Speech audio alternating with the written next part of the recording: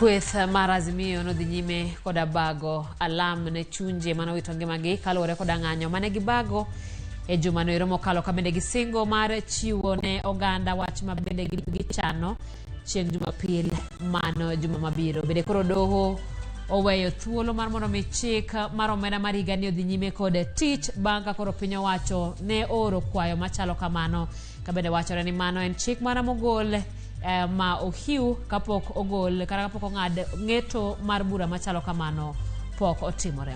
Ramogi mach osaso boma ma Nairobi ka kuom thuolo mar higa achiel kende nitiere meye mokalo 6 ma osetimore boma ma Nairobi kama bende not kata machiegni motimore manyotimore otieno manyoro e chiro matoi ma bende koro weyo ka oganda kwano lalo. Wabiro bedo koda wendo ma bende biro leronwa moko kuom penjo ma oganda nigo ewi meye masik muoch e kaunti ma Nairobi ka achiel koda nyalo mar tend kaunti no mar nego meye e samo winjore koda chenro magintie godo mar keto chudo ne joma yudo lale e kinde mamach makamano muoch. Ka kamano Ramogi magi e moko weche ma wamiyo pek. Jaduong mi wawe fo wani ko chakore wuok tich kadhi watim nango kech bil e manyo mi wano konya wang'anyo wakwede yo mora mora gini rach no wakedo rach mora diere.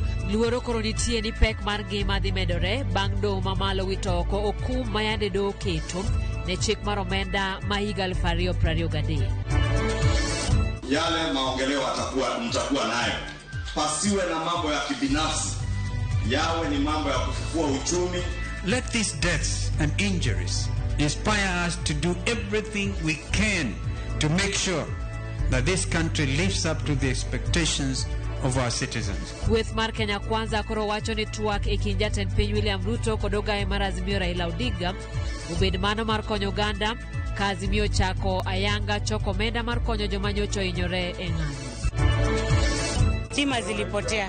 Sasa vile stima zimerudi na moto ikalipuka ikashika mawaya zikachomeka. Chiro matoi e boma ma Nairobi ochako wang' kendo mana jumbe matin kane owang' e dwe ma okalo.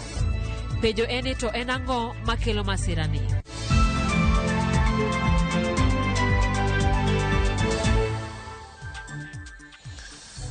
Machiegni Ramogi lai maro marote machuoko yao mana 3-6-0 bende yudo wakanyo e mbui mar Facebook achiel kachiel wantiere YouTube wantiere TikTok kachiel koda Instagram gi Twitter. Nyinga Simfros Okinda jaloko marwa Belinda Adhiambo.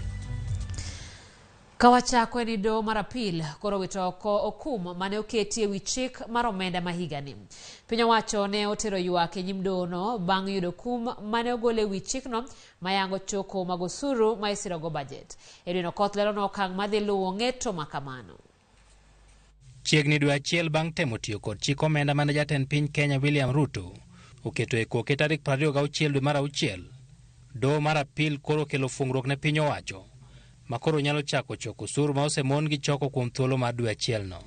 Aput moting'o jong'ad bucha adek Mohamed Wasame, Kathurima Minoti kod Helen Omondi ne owinjo ywak mar Attorney General kod jatend migawo mar omenda ma pachoka mane ochwalo ng'ure lo piny owacho. Jong'ad bura go nowacho ni lal mayudore ka omed din ne chik omenda no thoth nikech okang' makamano thiro choko mag piny owacho kendo rocho ratich jopiny monego yud dongruok. Doho mar apil bende ne oseyo okang' mane jang'ad bura Mugure Thandi okawo mar kumo chikno duto kar mondo ne okum mana moko kuom okenge mane iye mane nenore ka hinyo jopiny. Okinde mag piny owacho ka otelnegi kod mane en Attorney General machon Githu Muigai ne wacho ni piny owacho osebet kalalo ma ok tin $500,000 odiechieng' ka odiechieng' chakore chik omenda no chungi. Senator Mabusia Okiya Mutata mane en achiel kuom jogo manochwalo bura mar chungo chikno, kata kamano ne oramo ni choko makamano en mana gima igeno to onge kod sir mora mora. Fungruok ne piny owacho kata kamano en pek ne oganda ma osetony kuom choko mag osuru kaka mar 1.5% ma igeno choko wuok kuom jogo mondiki. Johala ma usogi kelo kind $1 million nyaka $25 million e higa ka higa masane chulo osuru mar 1% bende koro dhi chako chulo 3% mantiere chik omenda no.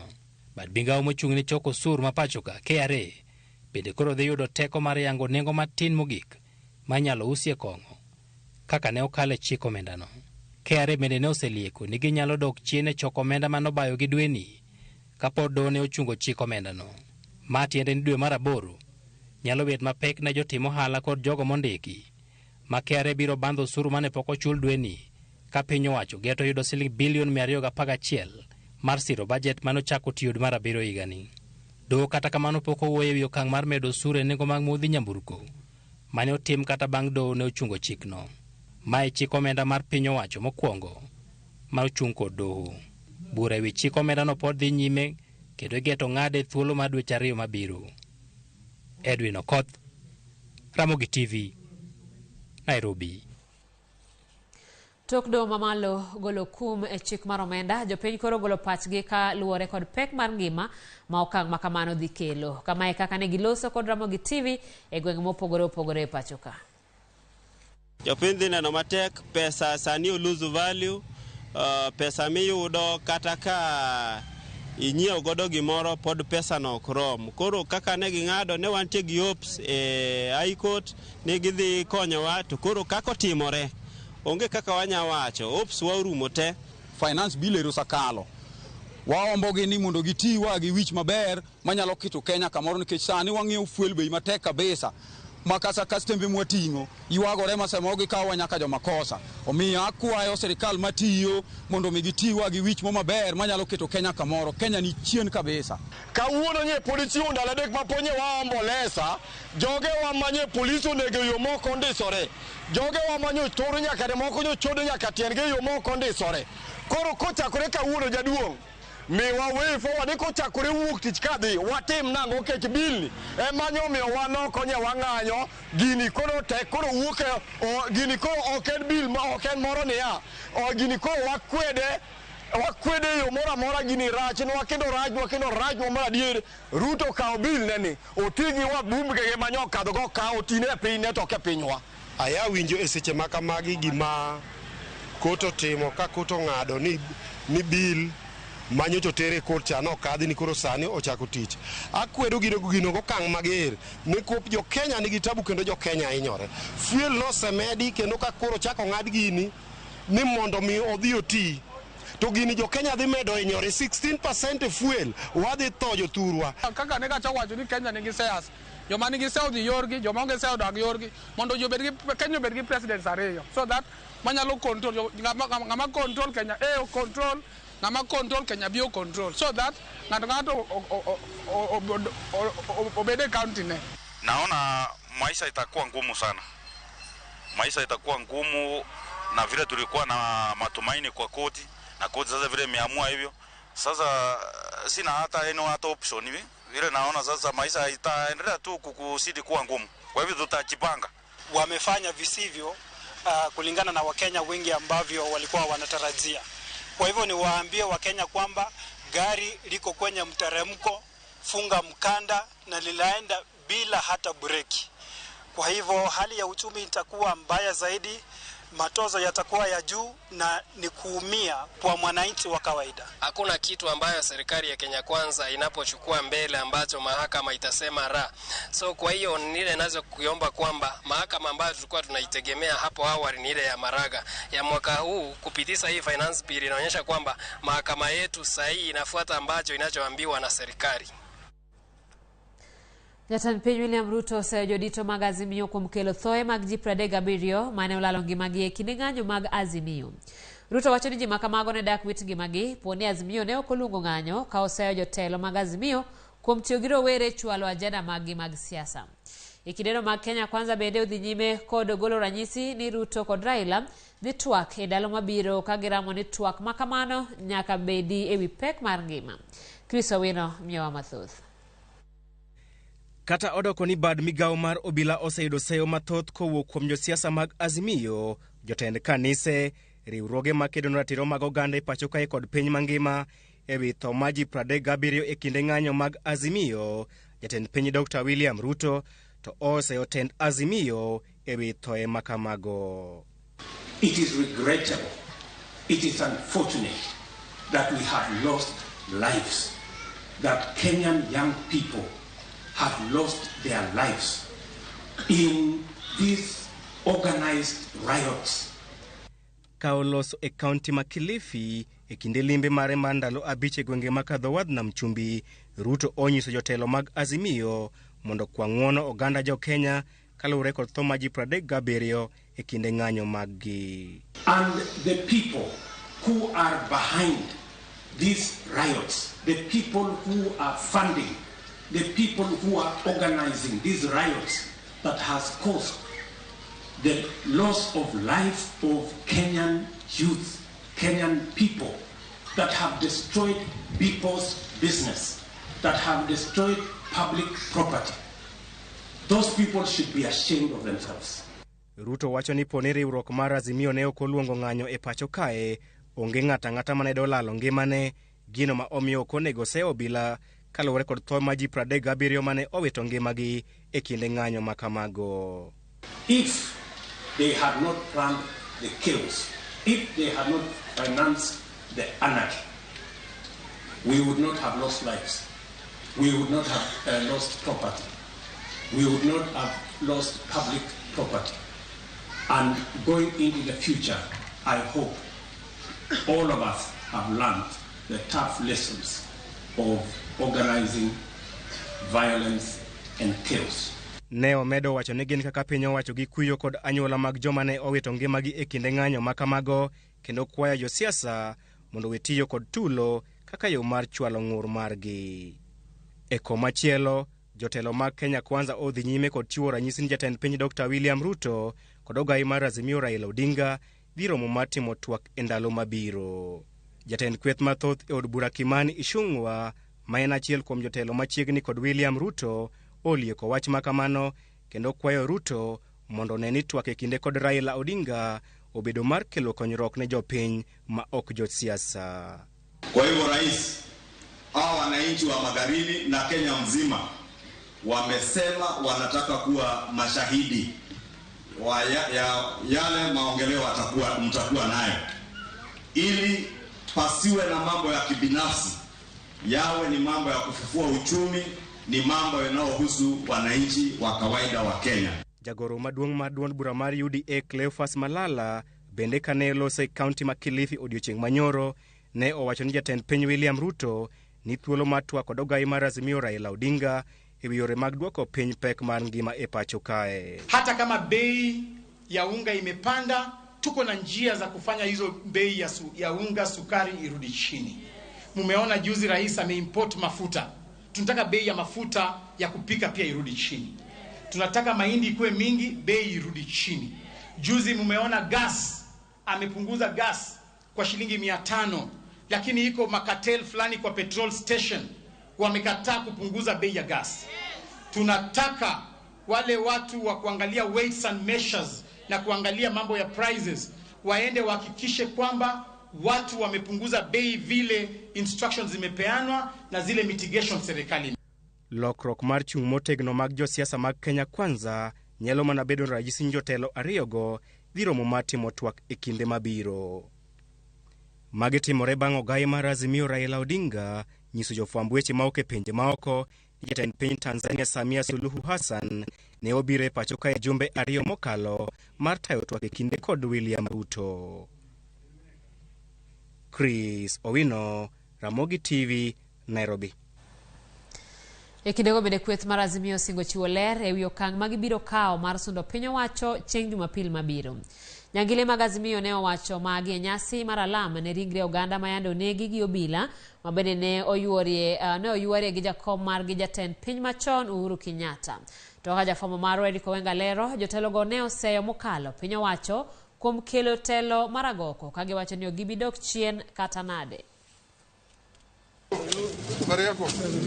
Nyasi mar alama ne obagi e Stephen Kalonzo Musyoka Command Center kadak ma Karen.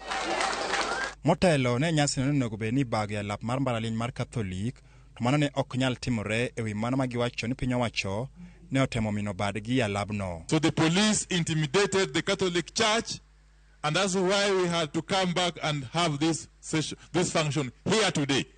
In fact, this regime is totally afraid of everything and anything. Jatend piny machon Uhuru Kenyatta nomolo kendo ne en wendo modhial e nyasi mar alamno ma bende ne gitiyo godo e sidho ayanga chenro mar choko omenda mabiro konyo oganda ma yande owito ngimagi.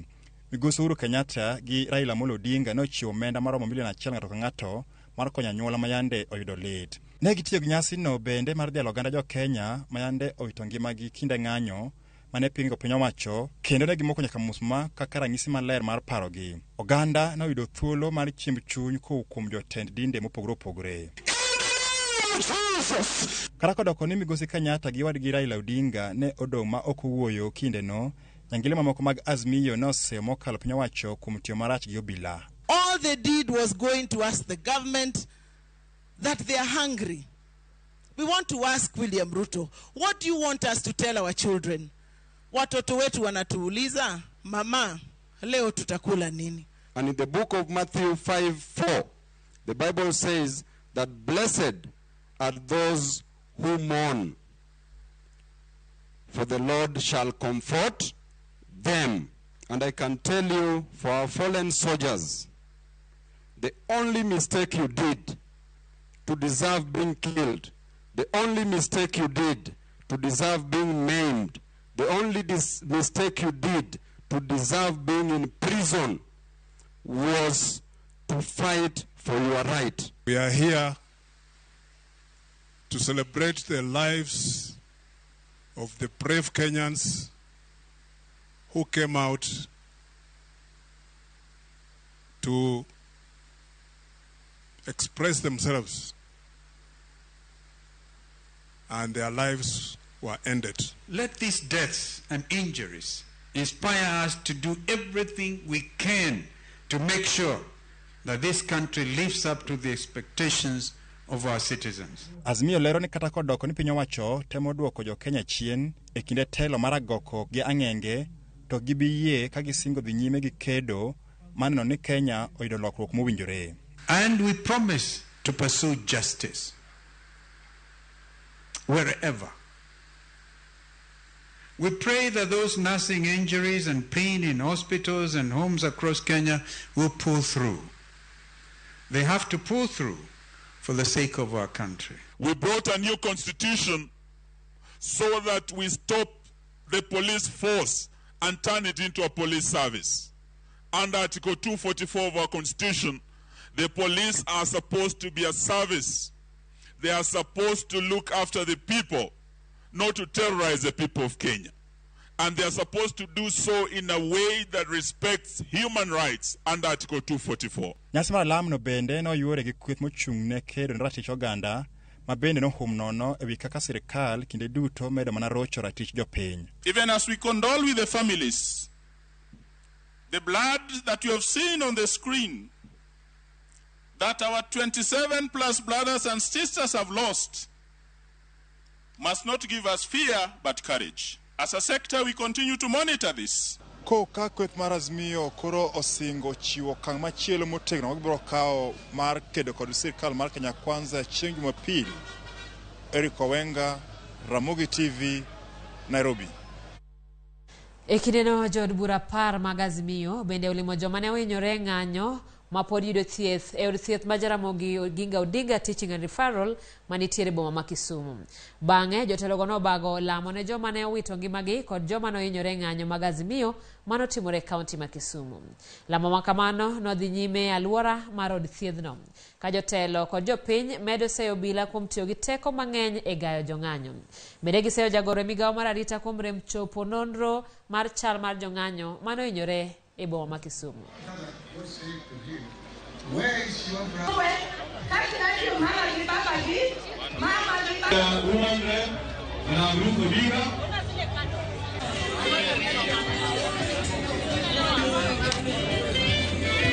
The team of lawyers who have been working from the background are going to institute a case, a constitutional petition in the High Court of Kenya in the name of each and every person killed by police and each and every person maimed or hurt by police still hospitalized. And we are praying that those who have not died may be healed. And for this, on behalf of the MPs present, lest I forget, let me also thank the management of this hospital and hospitals across the country for the work you are doing.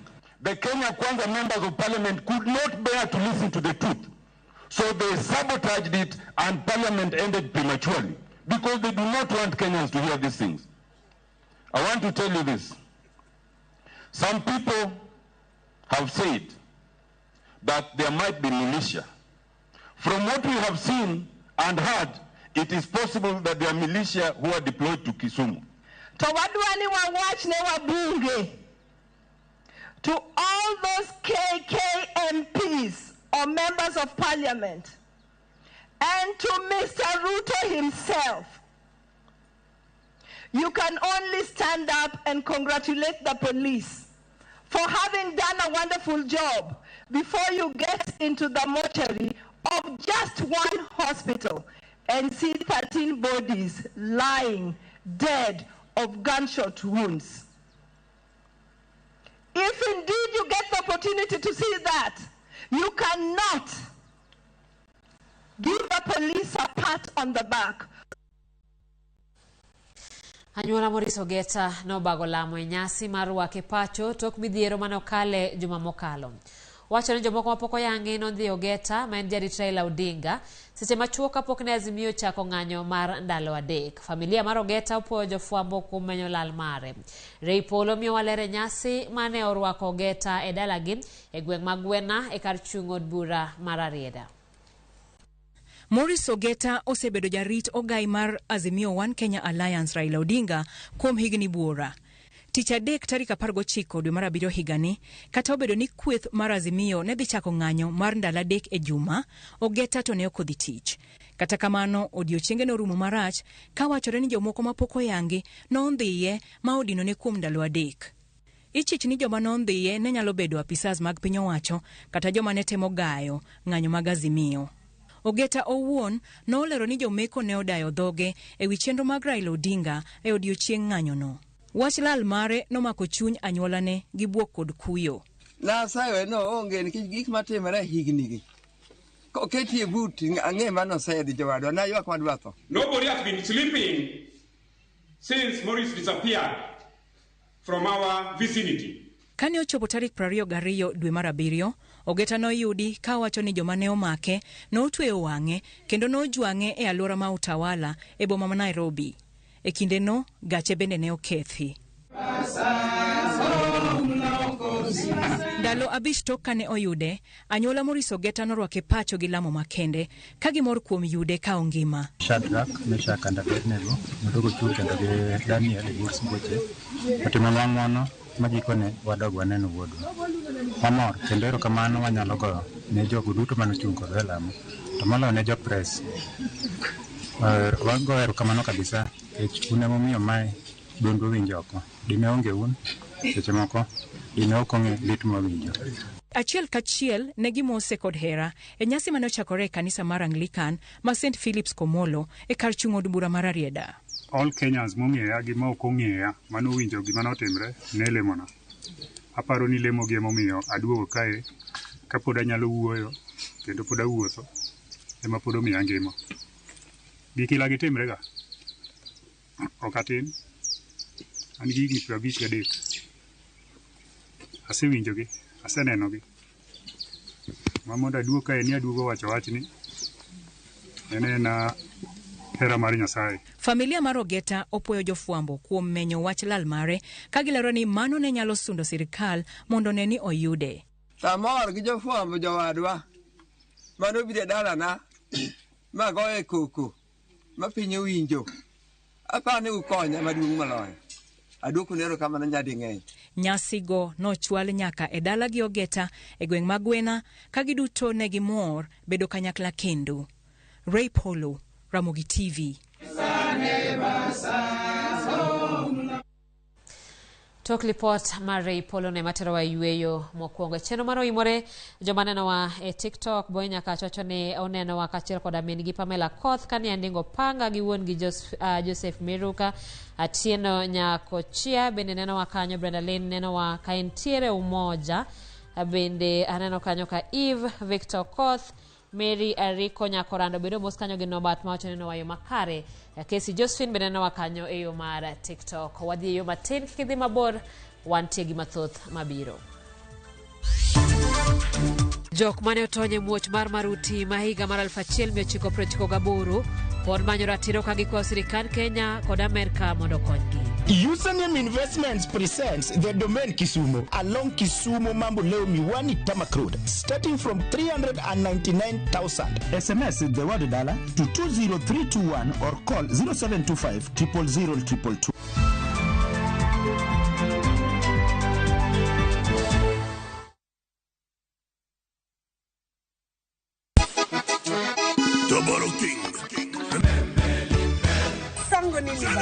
Bote mingi baninga. Machek ni urunyo kwa Ramogi wange wangjoi mar Ramogi TV ma entie dero. Ilongole rumba at room temperature. Every Saturday nyakwa Ramogi jwa. Inyalo uro request mari. Ote machuok charia deka ochiel nono. Lunganya boy handsome on the way. Aroji bed the breakfast. Lungani Stella Brenda. Ochi. Nyinga PDG Papa Vic. Seki mwenda ya motema na weni fidelite.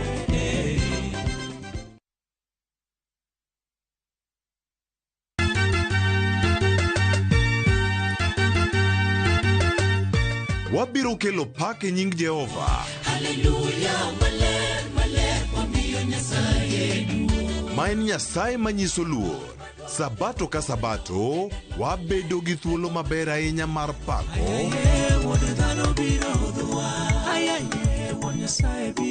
kendo lamo Nyasachwa gi wende kod wach Nyasaye. Tamor gi Yesu Kristo ni wuod Nyasaye ni ng'amo keto geno ne kuome ok nyal lwar be ok nyal neno wich kuot. E Injili ngima Ngeso ka ngeso chakre saa 2 okinyi e Ramogi TV.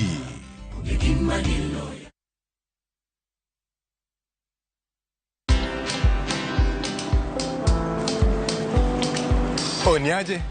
Ni kama unashangaa kwa nini naangalia simu with so much focus eh? Usishangae sana. Nimekuwa ndani ya story kabisa. Ni kama ile hali ya juzi. Ni kama nilikuwa hapo iki happen. And when this new market was being opened, ni kama nilikuwa hapo tu. Hata vile local tourists for a special rate at the coast, I was there. And when this new road was being commissioned, I was right there. Na hata wewe, unaweza kuwa ndani ya story, wherever you are. Just download Citizen Digital. Stay informed on all the news and events as they happen across the country, the continent, and the world at large. Download Citizen Digital, Kenya's #1 news app. Mom, ongea mimi. Ya Mungu ni mengi. Msichana mdogo kajikuta hana baba wala mama. Kisha kapata mama wa kambo ambaye aliaga muda mfupi baadaye. Tajiri mmoja jina William kamchukua kama baba wa kambo na kumlea hadi kakoma. This girl is going to live with us from now on. Ati nini? Shikamoo boss lady. Nashangaa sana venye boss William ameamua kumleta msichana ndani. Na kuwa na mapenzi na mwanae Louis aliyekuwa ametozwa binti mwingine Sofia. I want us to talk about our marriage. Who told you I want to marry you? Ikawa sasa wawili wamekuwa wapendwa na Louis akampa Sofia talaka. This is over. Ndipo sasa Maria akagundua kumbe baba mpenzi ndiye aliyemuua babake na kunyakua mali yake. Maria, kuna nini? Ni Uncle William. What is it? Dad is in hospital. Quick, let's go. Fuata vile haya yote yalivyotendeka kwenye kipindi cha Maria katika View Sasa.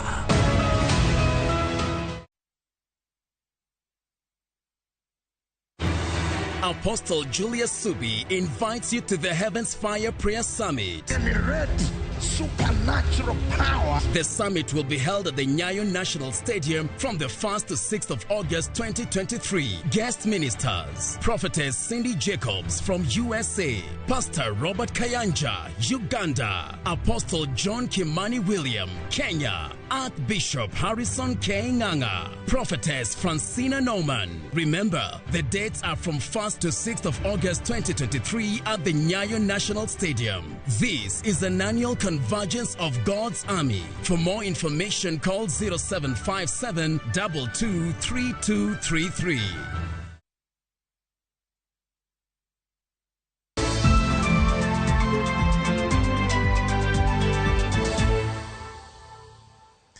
Maching kino nyako Ramogi jogo mane yudo hinyruok kaachiel gi mane wito anyuola gi muoch mar miruti manotim kod kweth njore makoch mar Al-Qaeda higa mar 1998 pod manyo ratiro.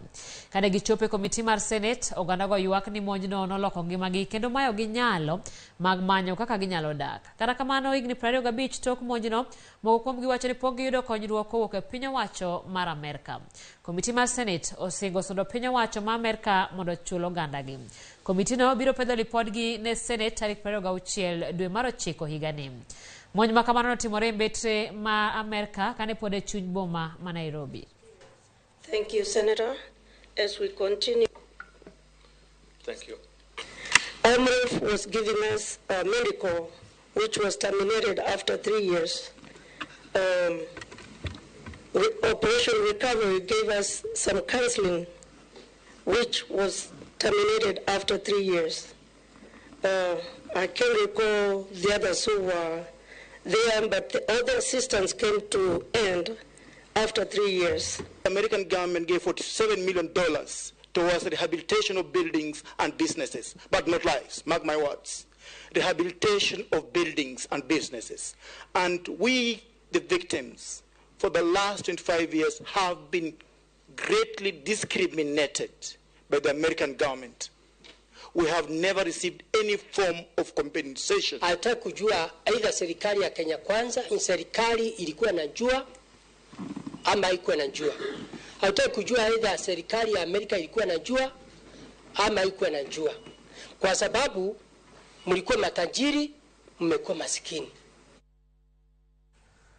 Johala chiro matoi mantie Kibra kwano lal bang' mach wang'o moko kuonde mag uso e chirono otieno ma piny norugo kawuono. Wachore ni masira mar mach ne owuok bang' sitima lal e kar dak ma Makina kaeto kane sitima oduogo to mach nomuoch e kar ohala moro mane jauso wiye wile ma ok oloro gige tedo matiyo kod stima. Kata kamano nonro matut ewi masirano to pok oyangi.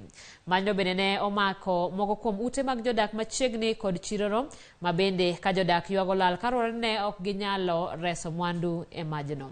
Dwe achiel mokalo mach ne omuoch e chirono mane okelo lal ne jouso ma moko kuomgi ne pod gedo mondo gichak ohala kendo. Jouso go koro kwano lal nyadiriyo ka gidwaro ni oru nonro ewi masiche mag mach. Stima zilipotea. Sasa vile stima zimerudi na moto ikalipuka ikashika mawaya zikachomeka kwa jirani. Nimeathirika vibaya sana. Kila kitu yangu kwa hoteli pale imechomeka. Niko na hoteli. Kila kitu imechomeka. Hao wote ni waadhiriwa kwa sababu wote hapo ndo mali wanakula. Nakadiria hasara kama around 500 to 600,000 kwa sababu vitu zimechomeka, chakula, viti, mavyombo, kila kitu.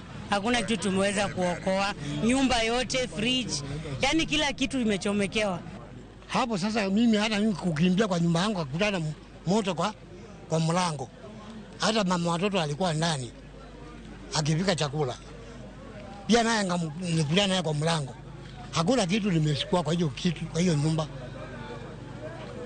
Hivi ninavaa nguo zangu hivi ndio niko hivyo. Watu wale wanapika chips wakishapika wakati blackout ilienda hawakuzima vitu zao, so hiyo ndio imeanzisha moto. So we cannot blame Kenya Power. Kitu ingine tunashukuru sana wazima moto, wameweza kufika haraka, wameweza kuokoa at least. Leo watu wa Kibra Makina tumeona at least watu wa zima moto wamerespond haraka sana. So moto imeanzia tu hapa. Hata leo sikufungua, lakini nimekuja nikapigiwa simu nikaambiwa kibanda inachomeka. Mimi kukimbia kukuja nikapata kila kitu. Hakuna kitu nimeokoa. Nimepata kila kitu. Kimechomeka. Nimepata hasara kubwa sana hapo. Nyakoromogi mano bende report mabende koro wadwa twak ewiye kaka nasingo wantira kod achiel kuom apisas matiyo e county ma Nairobi e migao mar kedo gi mach mano kanyo Jackton Boya mabende wadatwa gwewi meye mabende koro sane osaso boma ma Nairobi machiegni studio. Mana chiel kachiel mach kata meyo saso county ma Nairobi ma ok okang' mokwongo to nitiere okenge mathoth. Aparo ko chakore higa mokalo dwe mar 12 mach kata cases mag mach sani mosewang'o kuonde dak achiel koda chirni nyalo chopo 5 kata 6. Ang'o manyalo bedo ni kelogi? Ya be matimore boma ma Nairobi kata e bombe mamoko gitimore kaluwore gi makosa mag dhano bedo godo kuon magitie. Lal mar stima, ka stima olal chako duogo, gima waluongo ni power outage. Mano nyalo kelo mach kama ji nitiere, to kuonde ma wantiere ma ji odake kata kuonde ma ji time ohala matindo tindo, be wayudo ni nitiere gima waluongo ni business rivalry. Ji ma mok dwa jowetegi seche moko jomoko timo gitimo mondo gikel mach mondo giyud kaka ginyalo piem gi jowetegi e ohala. Kapok wadhi e yore ma piny owacho mar county tiyo godo kedo gi megi, ginang'o giri ma bende koro kata yore mage musetemo mar geng'o muoch mag megi kaluwore ni gikelo lal mathoth e chiro ma Mutindwa kano lal johala no yudo lal mar omenda maromo shillings milion 100. Mach kano muoch Kasarani kar dak nonego nyithindo 2 manyiso ni gin gik makelo lal. Bende county nigi chenro mar kedo kopogore gi kedo gi mach komuoch mar geng'o mach mondo kik muoji e kuonde dak kata chirni ma county ni. Yeah, wasebedo gi be mopogore and kaluwore gi chenro ma wan go gi governor maro Johnson Sakaja gi jatenda Simiyu Brownwell, wan gi chenro mar neno ni kuonde ma ongore ma jodake to gi chenro marwa kaka joma nego mach ma Nairobi wase keto ni chien kanyo ne wan gi ji matin. Ato kaluwore gi kaka koro wase medore ne wan ji 140. Sane wase dhi joma nego mach e boma ma Nairobi ka gidhi ji 300 gi wiye. Koro ji 300 gi wiye gi wase keto yore ma wanyalo geng'o go mach ma waketo every sub county wase keto ji ma waluongo ni disaster management officers.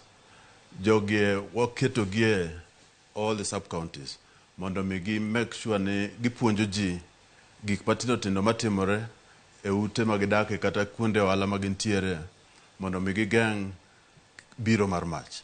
Erokamano bende piny owacho mar county osetiyo gi kata piny owacho notiyo gi omenda mar 1 bilion mar gero kuonde nego meye manomedi Waithaka, Kangundo, Ruaraka magi e kinde ni wachore ni county ma Nairobi nitiere koda masinde kata fire engines maromo 16. Jopiny ywak ni sama mach omuoch kawo thuolo mondo mi jo county ochopi gi masinde mag nego mach. To samoro ka gichopo ka lori ni nono maonge pi. Ya, mano gibatimore ni mano en kaka jiwacho to onge kaka lori mar mach chalo dhie mach maonge pi kata gine. Wasebedo gi wasemedo mashinde mag mach kaka nyalo wacho sani e gima ng'eyo ni Nairobi County wan gi mashinde mag nego mach 53. 53. Yeah, and jibe wasemedo. Gima wasimo ni ne wan gi fire stations 2 since independence. To ma wase improve wase medo gi magibedo 6. To sirikal mar Johnson Sakaja our governor be ose timo matek moketo pesa tenge mondo mi watim godo fire stations 2 e first term mare mantiere ni ma kama wase ng'eyo maber ni mach bede mang'eny kaka Kikomba wase identify Mose ng'eyo kama nego bene igere fire station. Fire station is bro konyo jo Kikomba and the surrounding areas Madare kama wajabede gi mach mang'eny. Kangemi wase identify a spot ma ibro gere fire station. All this governor ose identify mose allocate funds ma procurement process chenro mag ng'iepo gi keto project mondo chak run ema dhi mbele sani eri. Koro wang'eyo ni kwa dhi mbele chenro ma wan go e sirikal mar His Excellency Governor Sakaja is every sub-county bro bedo gi fire station nikech ma wadwaro mondo wa reduce on wadwok piny kinde ma jomach tiyogo mondo be ochope kama mach nitiere ka gibedo fire stations mang'eny kaka timore pinje maoko kuond mabe wasedhie waneno ka every population mar about 5,000 people wayudo ni nitiere fire station. Mane chenro ma wan go e Nairobi mondo make sure ni ka mach otimore within a short time jo osechopo mondo mi okonjo piny. Boya penjo moro wuo kata maling'ling wacho ni samoro county bende nitiere kata lwetgi neno e kelo meye matimore e county ma Nairobi. Ok ang'eyo ni en ang'o manyalo miyo county nyalo bedo gi lwedo e moko mach. Ang'o ma diwach e wi wachno? County ma Nairobi ok nyal bedo gi lwedo e moko mach matimore Nairobi nikech wan mane tich mwatimo. County ondiko mondo me wageng' mach ma kaka sirikal ma wan go sani ni opogo mach kanyo diriyo. Wan gi disaster to kendo wan gi fire response teams. So these teams oket gi e yo moro ma wan gi joma puonjo ji jopiny kaka onego bene gidak gi gik manyalo kelo negi mach masira mar mach. Wang'eyo ni mach kelo asara maduong' e ngima mar dhano. Giri miseng'iewo, odi misegero mondo mi ichak kendo manyien ok en gima yot. Koro waketo jomiluongo ni DMOs, disaster management officers, and fire rescue services be wan gi fire prevention officers. Magi jok mantiere mawaoro gi kuom jopiny kaluwore gi provincial administration mondo mi wabedo ga gi barazas mondo mi gipuonj jopiny gik ma ginyalo timo mondo gikonyre mondo wach mar mach bed ni dok piny. Erokamano mana gi kanyo iwacho ni wata wang'iyo lal ma bende mach kelo ne oganda e ohala kata mane udi. E kinde mane chiro matoi no wang' mano dwe achiel mokalo dwe mar auchiel ma bende lal ne tara kanyo ka gavana no chung' mosingo ni obiro siro joma nowito mwandu mosiro nobiro konyogi en owuon obiro tiyo kod omenda mare owuon mar konyogi e geng'o e gedo mar kuonde timo ohala.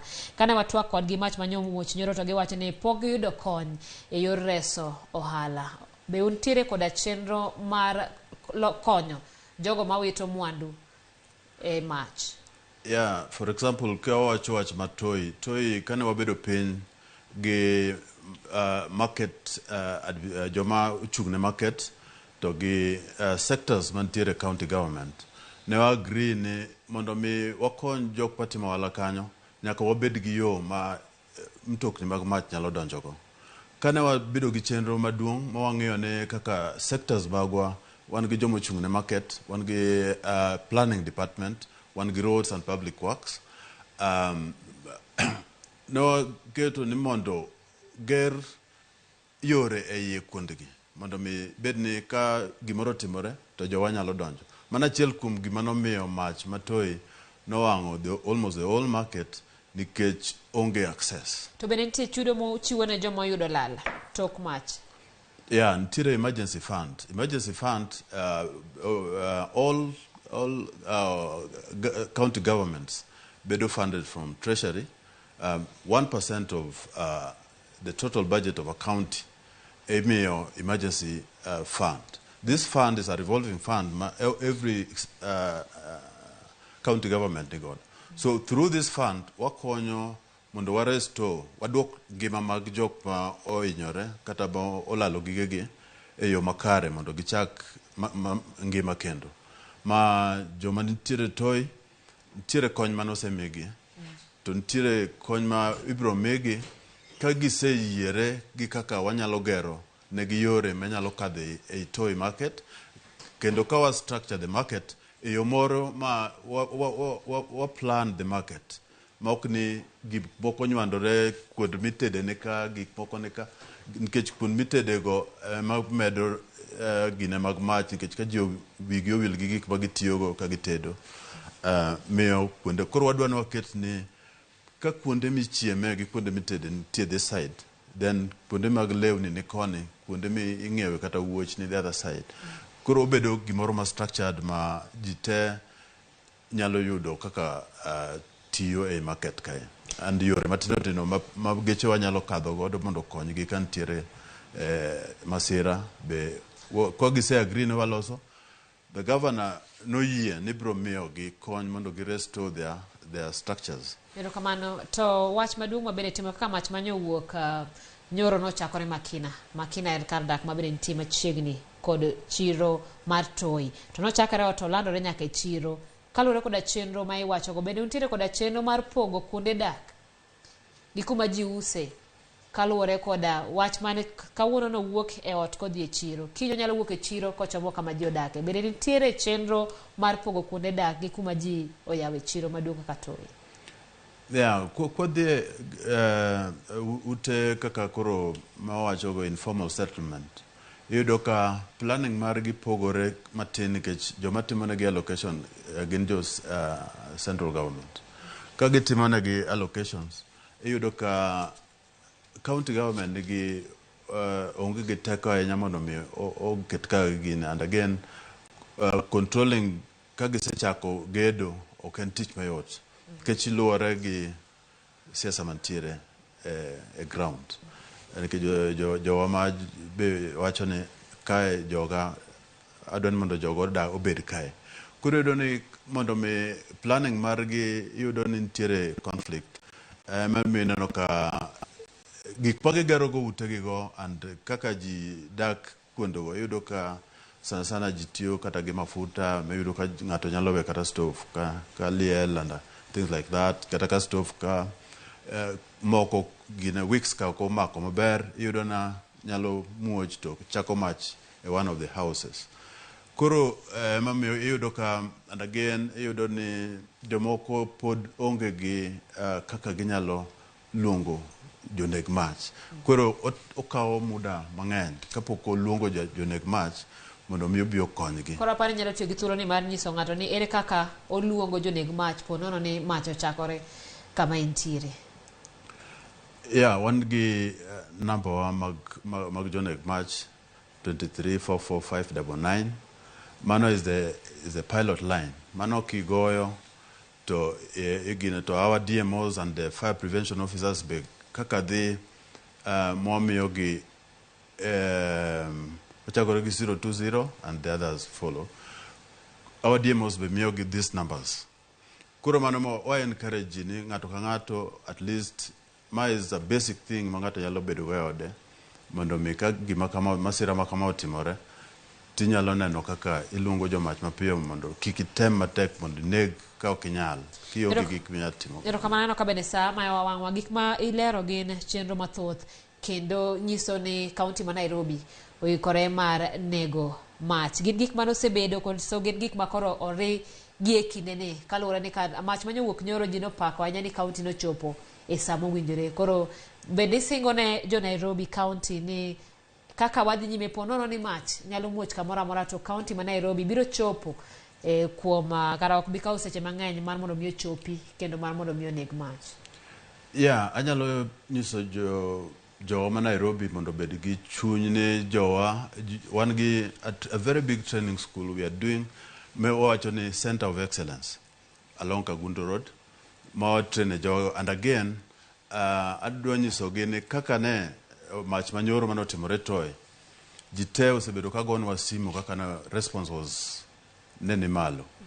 Mae kaka wantiere Nairobi County Fire Department one ready to respond a mach matimore Nairobi kae kendo kaka wacho mbele kanyo ero mae the first time Nairobi County no employ ladies, fire ladies, and now in Nairobi we have fire ladies and firemen, and the ladies again kata aggressive more of men fighting fire. So we maybe wa temo jiwo nyiwa mondo bi okwa mondo bi ojoin wa mondo oneg mach in Nairobi ka. Ero kamano puoch gi paku mane nyalo mana wach ni mogik ka watieko chenro ni. Yeah, ogo ero kamano ne TV Ramogi mondo mi kum chenro ma uluongo mondo mi jopiny ong'e gima timore gi chenro ma wan go kaka Nairobi County kaluwore gi weche mag masira mag apoya. Karwa mar nego mach mantiere Tomboya Street sani wan gi karbeje 6 mantie Nairobi ka. Ng'ata inyalo biro ka in gi wach moro mineno ka chandi e weche mag mach, ibiro kanyo mondo tiere jogo ma nyalo puonjo ji kaka nego mach. And gima temo assure jowa ma Nairobi ni Nairobi County Fire Department and Disaster Management te wan ready 24/7 mondo wakonygi e yore mabiro mag apoyago. Erokamano Nyatom, erokamano Jackton Boya. Erokamano kuom chopo chenro ni.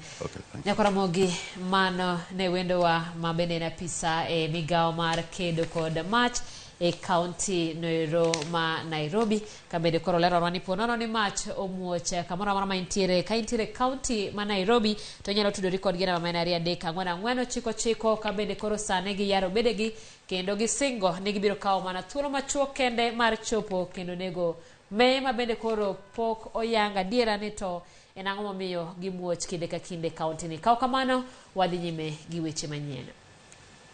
Wadhi gwenge Makurie county ma Migori kama jokedo ne ratich nyithindo manyiri jiwo tudruok motegno e lwenje mag kedo kod nyange mar nyiri. Riwruok moken mar piny owacho mano Michael Trap Kenya ochako chenro mar nywako rowere kod jodongo matieko midhiero mar nyange mar nyiri e gwenge Makuria. Jojuma Miowaler. Piny Kenya ne nitiere kod lek mar tieko nyange mar nyiri e higano mar 2022. Dweche 7 osekalo kapok lekno ochopo kare. Mae kaluwore ni moko kuom oganda pod omako matek wach mar tero nyithindogo manyiri nyange e gwenge ma pacho kae. Unasikia mzee anasimama tu, labda amekuja kwa mkutano akiwa na panga ama kisu, anatoa na kuambia wewe mwanamke, wewe tunashitapa nini? Sasa wewe si kitu kwangu. Jokanyo makeni nyange mar nyiri e kaunti ma Migori wacho ni sirikal ore mar keto okenge makare mar tieko nyange mag nyithindogo manyiri. They talk from the office and they don't even look at what we are talking about. In other president in Europe could even travel magidhi girang gimatimore nango ang'o jogi miyo timo gini.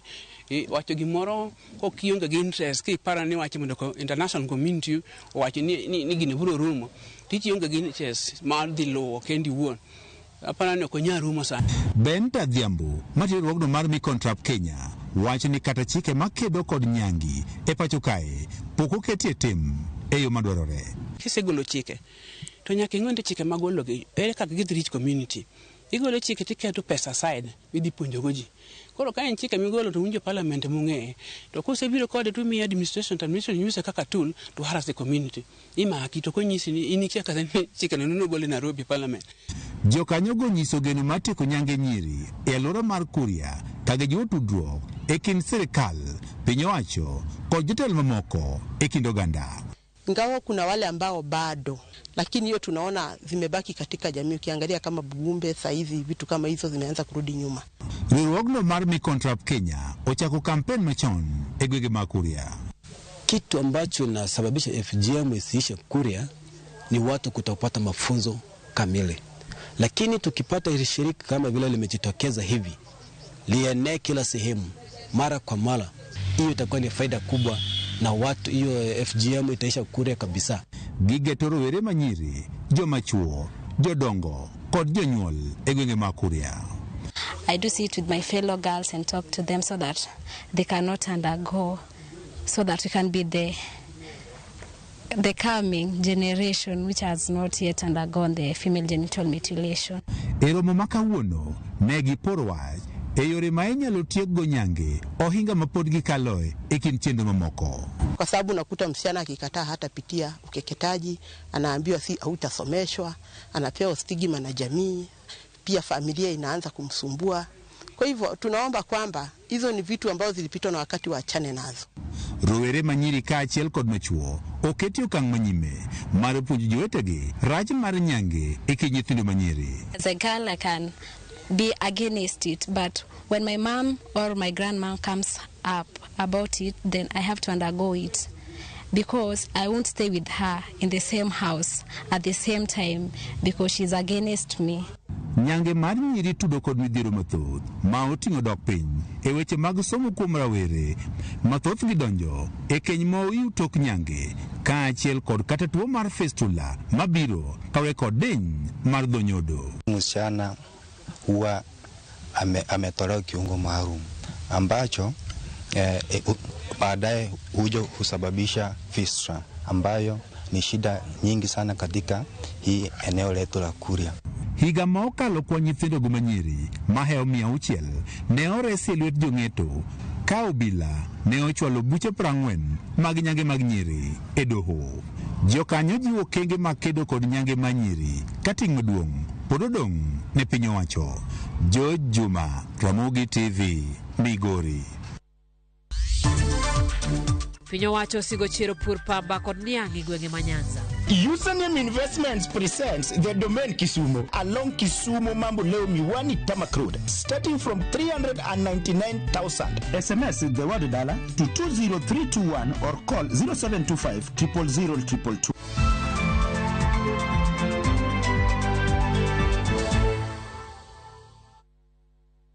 $200 bob too.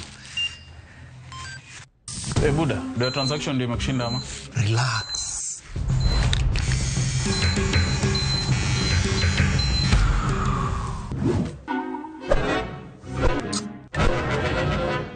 Umenywa watu kama kuku juu ya tokens. Nunua KPLC tokens bila charges only on Airtel Money. Dial *334#.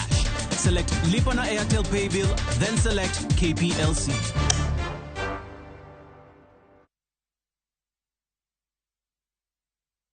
Sasa kwa tao moja tu unaweza pata third party cover for your private motor vehicle valid for 30 days. Say goodbye to expensive motor vehicle insurance. Pata bima kutoka Direct Line Assurance. Kujisajili bonyeza *487#. Weka namba plate ya gari yako, ID namba yako, email address yako na ulipe thao moja tu. And your digital cover will be sent to you instantly. Collect your sticker at your nearest Total service station. Dial *487# upate third party motor insurance valid for 30 days. Pap, ni thao tu.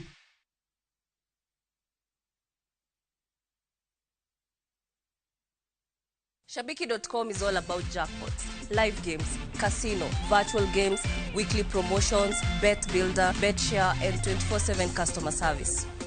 It's all about football, basketball, tennis, cricket, motorsport, and so much more.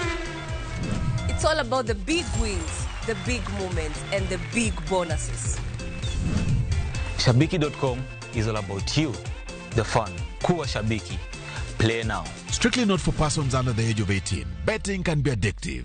Shabiki.com is authorized and regulated by the BCLB. License number 416.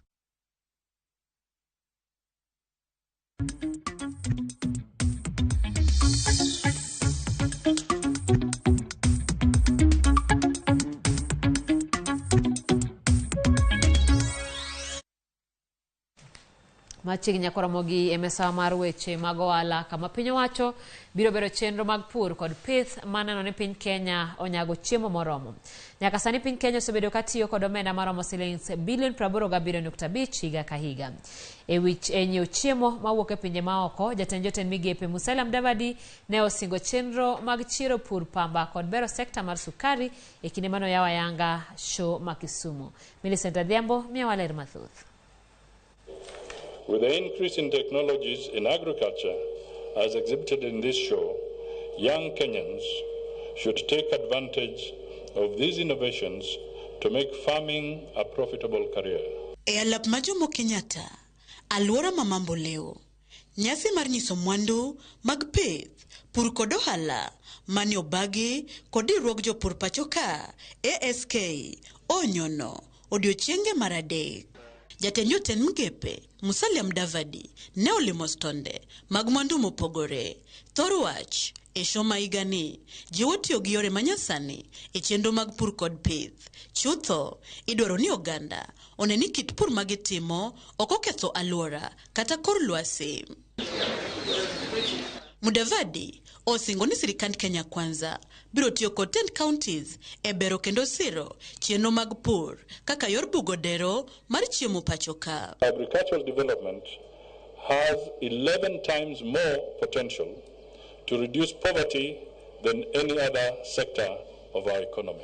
The national government is currently collaborating with county governments in implementing initiatives to increase production and productivity by supporting farmers with high-yielding seed varieties, increasing mechanization, control of pests, and strengthening farmers' groups and cooperatives. Bende oko nigi keto tenge omenda maromo siling milion 134 ne chenro mar loso modhi mag tedo mabende oyango ni kaunti ma Kisumu owinjore obede ong'ala manyime mar loso.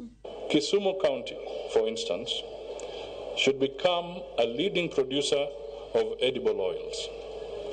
In addition to vegetable oil processing, the edible oil value chain feeds into the cosmetic, pharmaceutical, and food processing industries. The government has allocated 134 million to the edible oil crops promotion project for the financial year 2023 to 2024. Mudavadi mano yao ayanga shoma Kisumu ojiwo jokanyo mondo ti kanyakla mar yudo konyruok mochwere e bero sekta mar pur niang' kod rego sukari ma pod lak gi chonge. Millicent Adhiambo, Ramogi TV, Kisumu County. Kambi mar nyuo kuong East African Breweries koro ne olando yuto mar dok piny kod atamalo 21 nyaka shillings bilion 12 ka kambino yuago medruok e nengo mwandu magitiyogo kaachiel kod osuru mijuogo kuong.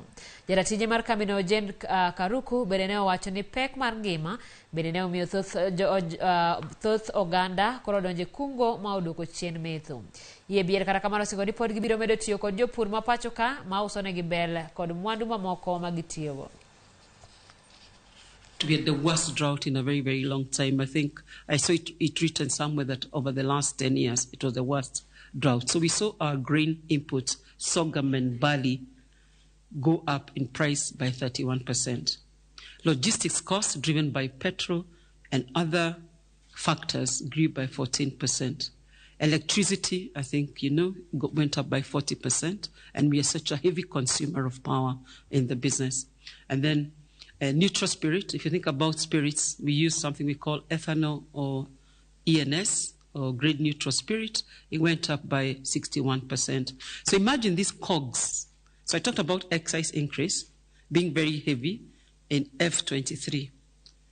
I talked about drought, and then it's superlaid by all these costs of inputs. And there's one more which is not here, which was the cost of glass. We saw Kenya put an excise tax on glass at the rate of 25%. So I'll describe the costs side of the business as a very, very big storm that really hit us, and we were not able to cover a lot of these costs with our pricing. Jatend migao mar wuoth Kipchumba Murkomen okoni piny owacho wuoyo lalo ma jotielo tiyogo maliwa Tony Footbridge matudo Likoni kaachiel kod chula ma Mombasa. Murkomen olero ni olalono magedo ne omuonyo omenda maromo shillings bilion 1.9 osebedo ka kelo dhungruok e olalono to onge meli manyalo gowo kata mawuok e wath ma Mombasa. Murkomen mane loso Mombasa koni gichado tieko dhungruok Likoni e yor apaya madongo kundu moko ni korumo to biro tieko midhierono. Bende oyango ni en adiera ni nitiere dhungruok e kiewo ma Busia kaluwore gi nok mag masine manono mwandu mag maloche go timo. To do away with that bridge completely.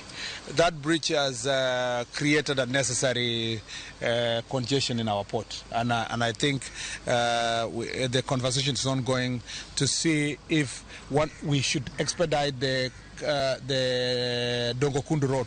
Once we do the Dongokundu Road to complete, we don't need that bridge because it's causing immense delay when it comes to clearance of goods.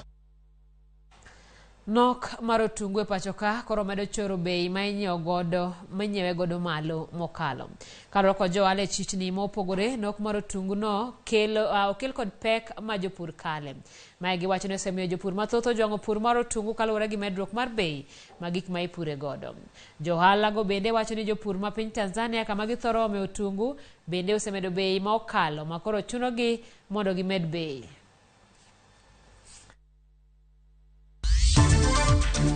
Riwruok matayo tuke adhula piny mangima FIFA tiego jopuonjre mag sikunde primar ma pachoka. Username Investments presents the domain Kisumu along Kisumu Mambo Leo Miwani Tamak Road, starting from 399,000. SMS the word dollar to 20321 or call 0725 000 222.